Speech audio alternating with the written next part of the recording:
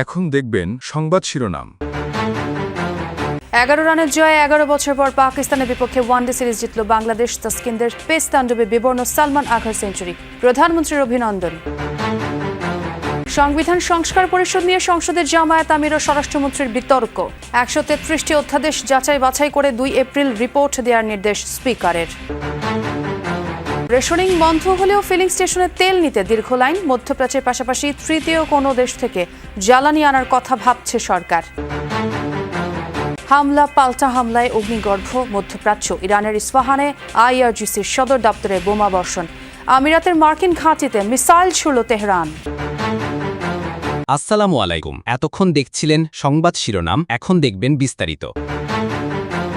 বাংলাদেশ পাকিস্তান সিরিজের খবর। সিরিজ নির্ধারণী তৃতীয় ও শেষ ওয়ানডেতে পাকিস্তানকে 11 রানে হারিয়েছে বাংলাদেশ। ফলে 11 বছর পর পাকিস্তানের বিপক্ষে ওয়ানডে সিরিজ জিতল টাইগাররা। বাংলাদেশের দেয়া 291 রানের টার্গেটে 279 রানে থামে সফরকারীদের ইনিংস। 4 উইকেট নিয়েছেন তাসকিন আহমেদ। সিরিজ সেরা হয়েছেন তানজিদ তামিম ও নাহিদ রানা। মিরপুরের মেঘলা আকাশে বৃষ্টির শঙ্কা, যে শঙ্কায় টস জিতে সম্ভাবনাও দেখেছিলেন পাকিস্তান অধিনায়ক, সেই আশাকে হতাশায় ডুবিয়ে ভিন্ন গল্পই লিখলেন তানজিদ তামিম। আকাশের মেঘ কেটে সূর্যের হাসির সঙ্গে এদিন হেসেছে তামিমের ব্যাটও। 4 ছক্কার ফুলঝুরিতে পাকিস্তানি বোলারদের রীতিমতো শাসন করেছেন এই টাইগার ওপেনার। সাইফের সঙ্গে 100 রানের জুটি পেরিয়ে নিজের নামের পাশেই 98 বলে মেইডেন সেঞ্চুরিটা লিখে ফেললেন তানজিদ। মাঝে সাইফ 36 আর শান্ত ফেরেন 27 রানে। এরপর তামিমের অসাধারণ ইনিংস। আবরার আহমেদের বলে 107 রানে থমকে গেলে মন্থর হয়ে যায় রানের চাকাও। তবে লিটন হৃদয়দের ম্যারাথন 40 ইনিংসে 5 উইকেটে 290 রানের বড় সংগ্রহই পায় বাংলাদেশ।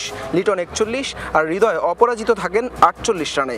হারিস রৌফ নেন 3 উইকেট। জবাবে লক্ষ্য তাড়া করতে নেমে তাসকিন রানার দাপটে প্রথম 3 ওভারেই সাজঘরে 3 ব্যাটার। 67 রানে 4 আর 82 রানে অর্ধেক ব্যাটার যখন সাজঘরে, তখন কোণঠাসা হয়ে পড়ে পাকিস্তান।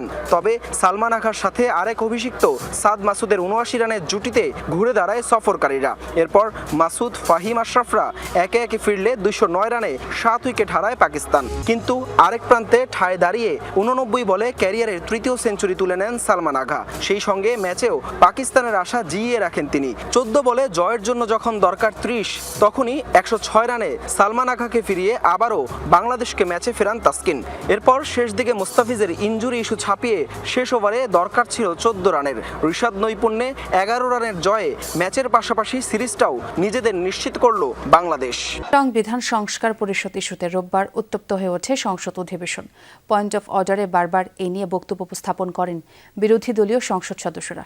জবাবে স্বরাষ্ট্রমন্ত্রী বলেন, রাষ্ট্রপতির সংবিধান সংস্কার পরিষদের অধিবেশন ডাকার বৈধ কোনো ভিত্তি নেই। জুলাই জাতীয় সনদ বাস্তবায়ন আদেশকে আরোপিত আদেশ হিসেবেও উল্লেখ করেন তিনি। প্রথম অধিবেশনের দ্বিতীয় দিন কর্মসূচি শুরু হওয়ার কথা প্রশ্নোত্তর পর্ব দিয়ে, কিন্তু তার আগেই স্পিকারের কাছে ফ্লোর নিয়ে জুলাই সনদ বাস্তবায়ন এবং সংবিধান সংস্কার পরিষদের বিষয়ে কথা বলতে চান বিরোধী দলীয় নেতা ডাক্তার শফিকুর রহমান। তবে নিজ সুযোগের বাইরে প্রশ্ন উপস্থাপন করায় সেই সময় ডাক্তার শফিকুর রহমানকে থামিয়ে দেন স্পিকার। পরে জনগুরুত্বপূর্ণ নোটিশ নিষ্পত্তি নিয়ে সংসদ সদস্যদের বক্তব্যের সময় আবারও ফ্লোর নেন বিরোধী দলীয় নেতা। ভোটের ফলাফলের গেজেট প্রকাশের 30 দিনের মধ্যে সংবিধান সংস্কার পরিষদের সভা আহ্বান না করায় উদ্বেগ প্রকাশ করেন। বিরোধী দলীয় নেতার বক্তব্যের জবাব দেন স্বরাষ্ট্রমন্ত্রী সালাউদ্দিন আহমদ। বলেন, গণভোটের রায় বাস্তবায়ন করতে হলে আগে সংশোধন করতে হবে সংবিধান। অধিবেশন মুলতবির পর বিরোধী দলীয় নেতা গণমাধ্যমকে বলেন, সংসদে এর সমাধান না হলে রাজপথে নামবে বিরোধী দল। যে পদ্ধতিতে জাতীয় সংসদের প্রথম অধিবেশন আহ্বান করা হইবে, অনুরূপ পদ্ধতিতে পরিষদের প্রথম অধিবেশন আহ্বান করা হইবে। আমার বিষয়টা এখানে কনসার্নের। আজকে 30তম পঞ্জিকা দিবস, কিন্তু এর মধ্যে এই অধিবেশন আহ্বান করা হয়নি। জাতির কাছে অঙ্গীকার করেছি যে জুলাই জাতীয় সনদ ঐতিহাসিকভাবে যেভাবে স্বাক্ষরিত হয়েছে, রাজনৈতিক সমঝোতার দলিল হিসেবে তার প্রতিটি শব্দকে আমরা সম্মান করি। সংবিধানে তত্ত্বাবধায়ক সরকার ব্যবস্থা ফিরিয়ে পূর্ণাঙ্গ রায় প্রকাশ করেছেন আপিল বিভাগ। বহুল আলোচিত এই মামলার পূর্ণাঙ্গ রায় বলা হয়েছে, সবশেষ অবসরপ্রাপ্ত প্রধান বিচারপতিই হবেন তত্ত্বাবধায়ক সরকারের প্রধান। রোববার বহুল আলোচিত এই মামলার 74 পৃষ্ঠার পূর্ণাঙ্গ রায় প্রকাশ করেন আপিল বিভাগ। রায় লেখেন সাবেক প্রধান বিচারপতি সৈয়দ রেফাত আহমেদ। রায়ে বলা হয় আগামী নির্বাচন থেকেই তত্ত্বাবধায়ক সরকার ব্যবস্থা কার্যকর হবে। আইনজীবীরা বলছেন তত্ত্বাবধায়ক সরকার গঠনে পরিবর্তন করার সুযোগ রয়েছে সংসদের হাতেও। 2011 সালে আপিল বিভাগের এক রায়ে পঞ্চদশ সংশোধনীর মাধ্যমে সংবিধান থেকে বাদ পড়ে তত্ত্বাবধায়ক সরকার ব্যবস্থা।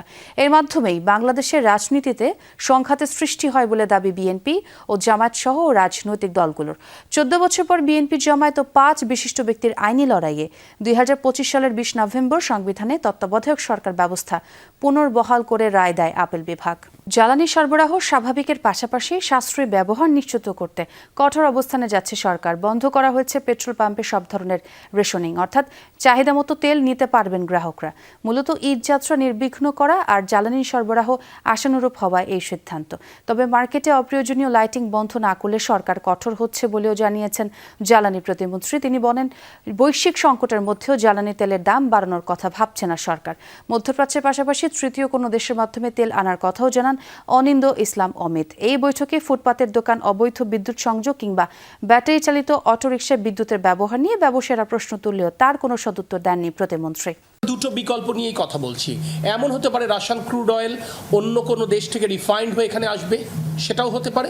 যদিও তাদের আরেকটি কোম্পানি আমাদেরকে বলবার চেষ্টা করেছে তারা যে ধরনের তেল সাপ্লাই দিবে সেটা আমাদের রিফাইনারি সেটা রিফাইন করতে পারবে। মুহুর্মুহু হামলা, পাল্টা হামলায় অস্থিতিশীল পুরো মধ্যপ্রাচ্য। রোববার ভোরে ইরানের ইস্পাহান শহরে তাণ্ডব চালিয়েছে যুক্তরাষ্ট্র ইসরায়েল যৌথ বাহিনী। মূল টার্গেট ছিল IRGCর সদর দপ্তর। ইরানের বিরুদ্ধে সবাইকে একজোট হওয়ার আহ্বান জানিয়েছে যুক্তরাষ্ট্র।